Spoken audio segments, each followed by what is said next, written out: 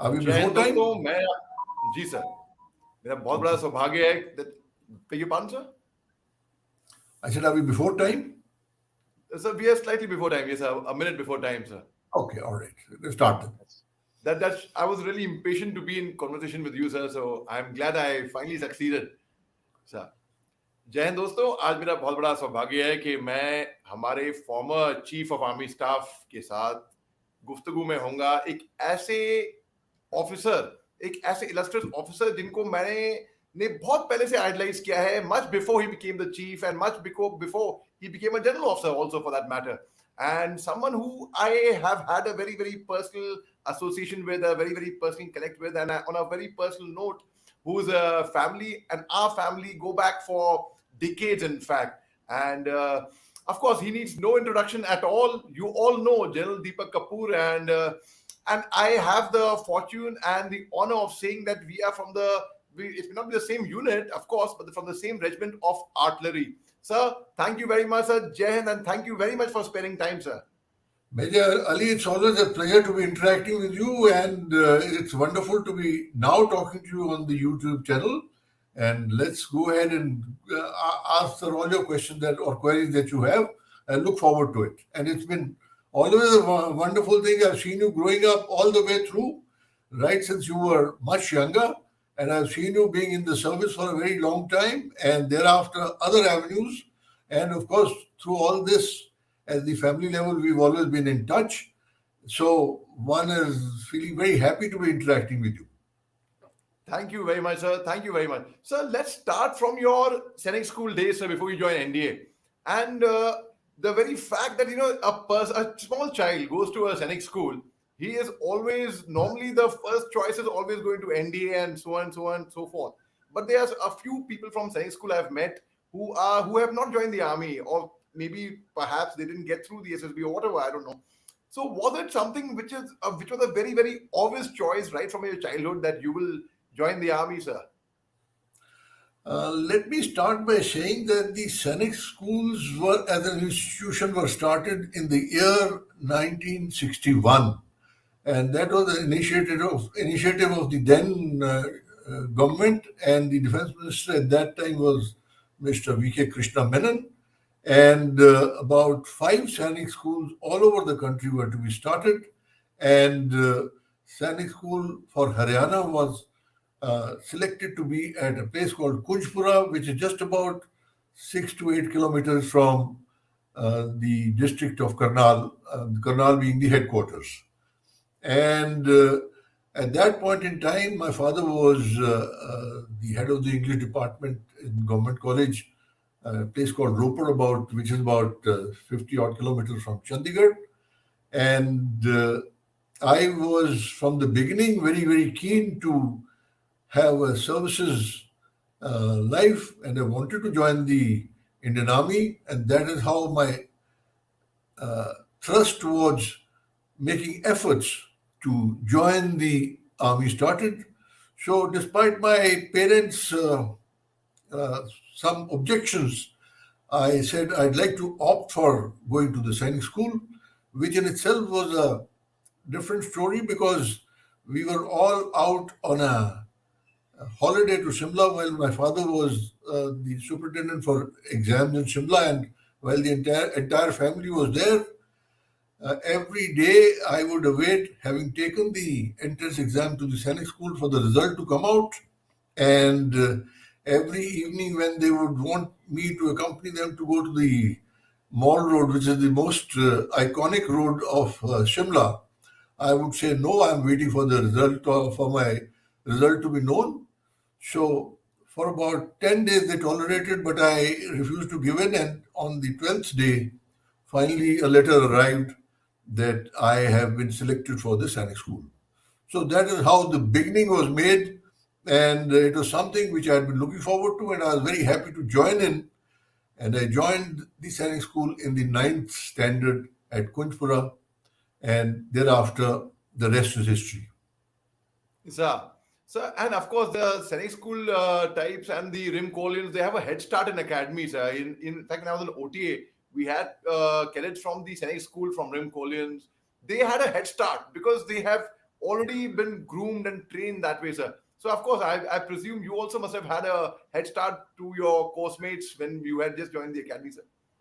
No, no. In fact, the schools like military schools, which are already existing in places like Bangalore, etc., and of course the iconic Rashtriya Indian Military College, or earlier which was known as Royal Indian Military College, the RIMC, which was actually the beginning of the people who were to join the services, and which also was the first institute, which was the primemost institute, which made sure that most of their students went into the services from the RIMC. So the head start that you're talking about was, I think they were miles ahead. But Sir, I would grant it to and these Sainik schools were just about starting in 1961. It was an experiment which was just being started. So therefore, the Sainik schools are totally new. I can't talk about other four Sainik schools, and one of them was incidentally at Kapurthala, and there were three others all in the rest of the country. But I can say that we at Sainik School Kunjpura were lucky to have a signals officer by the name of Lieutenant Colonel E.J. Simeon as the principal, and he and his lady wife were excellent people. They both took tremendous amount of pains and efforts in starting firstly the school, developing the infrastructure, selecting the fraternity which had to be imparting training and education to the students who were joining the school. And the school started from levels of fifth to ninth, and I happened to be joining the ninth standard. Though uh, when it was initially advertised, they talked about the school starting with the eighth, but I had already done my eighth, so but I was prepared to give up 1 year to be able to join the Sainik school. But when we landed up at the school, they said ninth standard is also open, and that is how me and about 8, 9 others, including the former Chief Minister of Haryana, Mr. Bhupinder Singh Hooda, was also part of the same lot when we joined initially. But to the credit of Colonel and Mrs. E.J. Simeon, that they took tremendous amount of pains and efforts, not only in starting the school, but also ensuring a very, very high standard of education from the word go. And I wouldn't be wrong if I say that we were kept on the run for the 2 years that I spent in going through. But besides everything else, he was a tremendous disciplinarian, and he carried a team which was prepared to follow him. The entire instructional staff which was prepared to follow him to any lengths to ensure that they can make good soldiers out of us, uh, people who are just about starting our education in the sainik school. So for the sir, next 2 years, it was a total grind, and finally, after those 2 years, I was fortunate to be selected in my first attempt for the National Defense Academy, and that's how, having just completed my 10th, in those days we had there was no higher secondary. It was not even ISC, it was just 10th. Cambridge, Yes, senior. and pre-senior Cambridge, and I completed that, and thereafter straight away joined the National Defense Academy. Sir, so you were commissioned in June 1967, and in fact, was artillery your first choice of arms when you were in academy? Well, there's another interesting story. The artillery, well, I was from a civil background, so to that extent, I did not know much about the services, so to say. But I thought, there is a system in the academy that before the cadets given their choices, they ask all the representatives of the heads of the arms and services available in the Indian Military Academy to come and address the cadets and the gentlemen cadets and attract them toward their service. So till then, I had kept my mind totally open as to which arm am I going to join, and therefore one listened to the senior most armored corps officer who came and addressed the gentlemen cadets, followed by the senior most infantry officer, followed by the senior most artillery officer, etc. So all armed and services officers came and addressed. And since I had pended taking a decision on this till the time I hear all those, so to be very frank with you, I was impressed by the artillery battalion commander of the IMA, a gentleman by the name of Brigadier K.P. Pandey, I who, will come to that, sir. I was going to come to that. well, he was the one who gave a tremendous talk, which was it motivated me enough to put in the artillery as my first choice. And as luck would have it, I was able to get artillery when I passed out. And the crowning glory was that my principal and his lady wife, Colonel and Mrs. Simeon, traveled all the way from Kunchpura to the Indian Military Academy. So my pipping was done on one side by my mother and on the other by Mrs. Simeon. Sir, so you were not only lucky to get the arm of Brigadier Pandey, you were also lucky to get the hand of Brigadier Pandey's daughter, Mrs. Kapoor now. Sir. Now we are getting on the romantic side. I thought I'd leave it behind, but that is a separate story itself because once one finished the training, I went to the regiment. I went for the VIOS course, etc., etc., and it so happened that my second posting was to the farthest part of India in the area of Lido and thereabouts, a place called Lekhapani, about 25 kilometers away from the Myanmar border. And while I went there on posting as a grade 3 officer, who do I find coming as a brigade commander? After about a gap of good about 5 years of having been away from each other, he moved from the Indian Military Academy to a full colonel rank at the Northern Command. Then he got his promotion and came as the commander of the 2 Mountain Artillery Brigade, where I was there as a captain, as a grade 3 officer. So that is how we met up again. Sir, so you were the ADC to General Malhotra, sir, and he was the chief. You were the ADC to the chief. In fact, what has stayed with me a memory, sir, of the artillery reunion in the year 2010, sir, in Devlali. And in fact, I had the honor of meeting Brigadier Pandey. Of course, he was there, and unfortunately, we lost him after that. So, General Malhotra was there, and the chief of the army staff was also there, who had been ADC to the former chief then now. And so I actually, with my own eyes, I saw the chief of the army staff with his I'm not saying GOC, sorry, with the ex-chief, in fact. So, and how was that feeling, sir? Once again, I'm very curious to know that. I always wanted to ask you that. General O.P. Malhotra was a very competent, capable, and an excellent, firstly, I would say, army commander, because I went to him when he was the army commander. And so I have seen him very, very closely at that point in time. And for about 2.5 years, I was with him as the ADC. And then I was getting to be a little on the senior side, so I wanted to appear for the Defense Services Staff College. So when he was moving subsequently from Southern Command to Delhi as the Vice Chief of Army Staff, I requested him that I would like to now de-link and start preparing for Staff College. Well, he wasn't very happy, but he said, okay, as long as you find a successor for your job, and then I don't mind you go and prepare for your staff college. So he was to be coming as the vice chief for about 8, 9 months before he became the chief of army staff.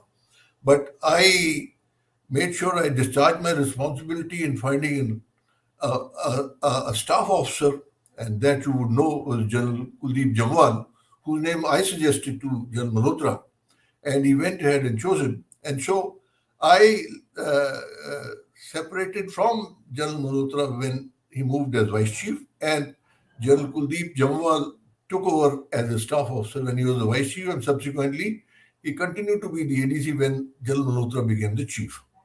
And incidentally, General Malhotra and my father-in-law have also served in the same regiment in the artillery. Also, they were both in 42 field at different points in time. And also the fact that General Malhotra was the officiating co-commander when 71 operations were on, because the co-commander, General Sagat Singh, was interested more on the operations happening in Bangladesh. So the task of looking after the northeastern border towards China was left to General O.P. Malhotra. And that is the time when Brigadier Pandey then shifted from the artillery to the infantry brigade and was recommended for Mahavir Chakra 3 times during that period. And that's how he got his Mahavir Chakra at the end of the 1971 war. So at the reunion in 2010, it was a crowning glory to the extent that all these 2, 3 people, starting with General O.P. Malhotra and Brigadier Tom Pandey, Mahavir Chakra, and I as the chief were all together there. And it was a momentous moment. It is sad that that time Brigadier Tom Pandey passed away, but he couldn't have looked for a better farewell at his passing away when the entire regiment of artillery, former chief who was very well known to him, General O.P. Malhotra, and me, we were all there, besides about 400 to 450 gunner officers, a large majority of them veterans who had come for the reunion, and that is how he passed away on the 4th of February 2010. Very sorry to hear that, sir. But it was. I can say I had the honor of meeting him, and in fact, before he left for his heavenly abode. And sir, let's talk about your experience in 1971 war, sir. I mean, you were towards the Eastern Front, and you and your regiment, of course, you had a very crucial role to play. Let's talk about how when the orders were given when the war started and you were there. How did it? Or what was the role of your regiment, sir, over there? In fact. Major Ali, the war for me started a lot earlier, and it was a funny situation because I had been detailed from 2 Mountain Artillery Brigade to go and attend the Junior Command and Staff course at the School of Artillery Devlali, and I had gone for it. And we, by about June 71, we were about halfway through the course when all this trouble since March 71, after the atrocities that the Pakistani army committed in Bangladesh, then East Pakistan, of course, in disallowing Sheikh Mujibur Rahman to take over the reins of Pakistan government, in isolating East Pakistan then, and in carrying out all sorts of atrocities in terms of rapes, murders, subjugation of the civilian population, etc., by the Pakistan army under General Yahya Khan's orders. That is a situation which happened in the month of March 71, and post that, a large number of Bangladeshi nationals were forced to move out and go out of the country to escape these kind of atrocities as well as killings. And so there are a large number of these people, young people also included, who came and formed part of the Mukti Bahini. And therefore, the actual battle for this liberation of Bangladesh, I would say, has commenced literally by about May, June. So when my course was terminated, I went back straight down to the old artillery brigade location at Lekapani, but I was told, okay, you please move straight away to the 2 Mountain Artillery Brigade tactical headquarters, where Brigadier Pandey had already gone. And by the time I landed there, it was a little bit of a funny situation because there's a place called Dhalai Tea Garden, or at which the Mukti Bahini and the Indian Army, then which was led by Brigadier Shiv Yadav, uh, who was commanding the 61 Mountain Brigade, which was part of 8 Mountain Division. They were to attack a place called Dhalai Tea Garden. And because the nibbling of the Pakistani troops all along had already started as as in August, September. Of course, the final battle started only on 3rd of December. But this nibbling and attacks and counterattacks on the Pakistani forces had commenced by about September or so. So 61 Brigade had launched the attack. It had three battalions, the 2 Jat, 7 Rajrif, and 14 Guards. 2 Jat had launched an attack, but that attack on that post, which was held by a company plus at that time uh, in the Dalai Tea Estate area, was beaten back. And in that attack, the brigade commander then, Brigadier Shiv Yadav, suffered injuries. He was badly injured and he had a couple of fractures. So he had to be actually flown out of the area of operations straight away. And the next day, the co-commander then told Brigadier Pandey, who was actually the advisor for 61 Brigade for the operation which was being launched on the Dalai Tea Estate, to take over, which he did. And he planned launching the next battalion, 7 Rajrif, for the same objective the next day. And to my luck, after going all over hunting and looking around for all the confusion which was there with so many forces all around Bangladesh, then Bangladesh at that time, I landed up that evening directly in the FUP of 7 Rajrif, where I found Brigadier Tom Pandey talking to the CO officers and the battalion orders group in the forming up area of 7 Rajrif. So that night the attack was launched. It was a tremendous battle. Of course, the Pakis were also wanting to ensure that they did not suffer too many humiliating defeats, so they had built up that company location into a battalion location. And by the morning, we had lost a very capable artillery officer, Major Khatri, who was the battery commander of the light regiment which was deployed there to support the infantry. In addition, Rajrif suffered two serious casualties of officers and about 18 to 20 people who were also martyred in that attack. But the end result was that despite tremendous Pakistani resistance, Rajrif were able to capture the Dalai Tea Estate, notwithstanding the fact that the same night, this happened at about 2 o'clock, they captured and the success went up. By about 4 o'clock, the Pakistanis launched a huge counterattack.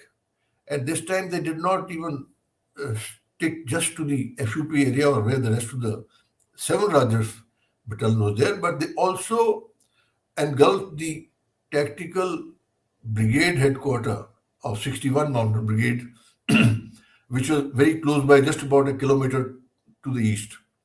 So it was interesting to be on the first night landing in the battle zone, and on one side, one of the LMGs was being manned by Brigadier Tom Pandey, and the second one I was manning in trying to defend the tactical headquarters of the 61 Mountain Brigade. Fortunately, we were able to thwart that, and come morning, we did put up the Indian flag and the brigade flag on the Dalai Tea Estate. It was one of the major battles which had a tremendous effect ultimately on the Mukti Bahini, who were absolutely overjoyed and thrilled that they have scored a victory. And it also had a very demoralizing effect on the Pakistani side, because their 14th GOC, who had put in a full battalion to defend, uh, they felt that they have a formidable enemy in the Indian army, and therefore they're going to find it difficult as time progresses to hold on. So that was somehow the beginning where their demoralization started. Post that, what happened from 3rd December onwards is, of course, a history which has already been written enough number of times. So Sir, in your view, as the former chief, and you have commanded, if I'm not mistaken, 74 medium regiments, if I'm not mistaken, sir, Yes. right? So, so which command would you prefer? Would you say is a better command in your view only, as the chief of the country or the chief of a battalion or a regiment as a commanding officer? I was during the operations at that time in 71. I was in 23 Mountain Regiment. And post that, of course, I commanded 74 Medium Regiment. And I have a lot of love and affection for 74 Medium because I commanded it. It was a tremendous command, so I would say I thoroughly enjoyed it. But the aspect of, as far as challenge is concerned, I felt the real challenge came when I shifted from the gunners to the general cadre and went to command the 61 Brigade, which was then deployed in the valley, especially at the height of insurgency in the period 1995 to 1997 for about a period of about 2.5 years. It was a very, very trying time, and one thoroughly enjoyed commanding the brigade, interacting with officers, men of all the three battalions which were with us, and exhorting them to better and greater efforts, which produced decisive results and made a lot of difference in terms of controlling the insurgency and terrorism in the area starting from a place called Mandir Bunyar onward down to Uri, all along the line of actual control, which included Sir, famous areas like Rustam and Sep Santra and Torna, etc. sir. One of my classmates from my boarding school, sir, from Lawrence School, his father was in Uri around the same time when you were there, sir. Brigadier DC Katoch, and he was in Uri at the same time when you were commanding a brigade. Long time, he was a much junior, of course, at that time. So once when there was some firing incident that happened in Uri, so long back in the 90s. We were in school at that time, and I remember this, and I'm telling Shaved was his name. Your father's name is in the paper, and this is what had happened. That's a different story. So you were decorated for your brigade command. So you got an AVSM, if I'm not mistaken, sir.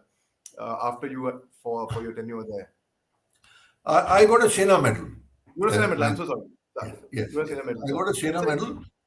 And I know the gentleman Katoch you're talking about because when you are in such situations, you almost are interacting on almost on a daily basis. You get to keep meeting officers, JCOs, and men almost throughout. At times, you have to exhort them to produce better results. At times, you have to tick them off where they may have made an odd mistake. But the aim is to get results and to ensure that your area remains on top of the enemy and the enemy is not able to get the better of you. So, from with that perspective in mind, invariably one would meet all officers and JCOs and men. So, to that extent, the interaction and intimacy is perhaps much more between a commander and his officers and men than perhaps in a peace station. So that is another factor which is very, very satisfying when you think back in terms of how did one enjoy a particular command tenure. So you are highly decorated, sir. You got a Param Vishya Seva medal, the Ati Vishya Seva medal, the Sena medal, the Vishya Seva medal. You got an honorary ADC to the president. So I mean, though I've spoken to you about you earlier. You have always downplayed it. You said no. These are all it's a bonus. These are all nothing to be taken seriously about and all. But still, sir. I mean, they are honors. But I feel for life. So how do you feel about it, sir? Once again. Well, well, one when one gets praise from youngsters like you, one feels nice, but one feels a little embarrassed if I may share it with you. So one would like to term it as a normal event, but if I may say so, it does require a lot of effort because there are enough brigade commanders in the entire Indian Army. There are enough co-commanders. There are enough army commanders. But when you get singled out and are given an award, that is a kind of recognition of what you've been able to achieve in the period that you've been in command of a particular station or an area. To that extent, it is very satisfying, and it is. But of course, it is with humbleness that one accepted these awards. They came because, fortunately, the people and with me, people with us, produced results which were somehow recognized by the powers that be at that point in time. So I was fortunate, and I went ahead and when I went as chief of staff, 4 corps, subsequently as co-commander. That is the time I earned the AVSM. The VSM, incidentally, was earned post my tenure in Somalia, where I was there as the chief operations officer of all UN troops in Somalia. And therefore, I got this award of AVSM post tenure as the co-commander, which was in So it's been Sukna, Sukna. Sikkim area, and subsequently the PVSM came while I was Army Commander, Northern Command. So, if in all these places, one services are recognized by the power that be, and they feel the hierarchy feel that you've done something which needs to be recognized, that in itself is very satisfying. But when someone confronts you and says you've done very well, you feel humbled and like to be uh, moderate about it and say it's just part of the thing that happens. I So hope you that answers mentioned your question. So you mentioned about when it comes from youngsters like me. So let me tell you, our entire course and all my peers, in fact, we have the highest regards for you, sir. And I make no bones about it in saying that you have the kind of impression. I told this to you on the phone even yesterday, sir. The kind of impression you have left behind on me, sir, personally, and many youngsters like me, sir. It is unmatched, absolutely, sir. Sir, I really thank you for your time, sir. It's been such an honor, and I'm so grateful to you. And thank you for making my dream come true of being in this conversation with you, sir. Thank you, Major Ali, but you're being very, very modest about it. But if I may say so, I think the much greater influence and much more than mine that has come from from you within your family, from your father. And he's a tremendous soldier. He's done a tremendous job, and his services have always been recognized not only by me, but I think by everyone in the country. So don't belittle his contribution to your build-up and your achievements. I think he's the prime source. The rest of us are purely subsidiaries. But it's been wonderful interacting with you. Thanks a lot. Take care. Keep doing well. God bless you. Thank you, sir. And the great honor of mine was in the year 2008, sir, on 26 January 2008, when you were the chief. And that time I led the Assam Rifles marching contingent. And of course, your deputy chief, my father was there, and my family was there. And my wife was my fiance at that time. So when I gave the salute, the national salute to the president, and I looked Dine Dik, and that's the time you all were sitting together, sir. My mother was sitting next to Mrs. Kapoor, and in fact, my mother tells me she really complimented me a lot, and she liked the way I give salute. So that was a very, very big compliment because, of course, ma'am is one of the most, and I'm not just saying this because I'm speaking to you, sir, one of the most elegant and graceful ladies I've ever come across in my life. The poise, and what a perfect couple, sir. Sir, thank you very much once again, sir. My love Major, to couple.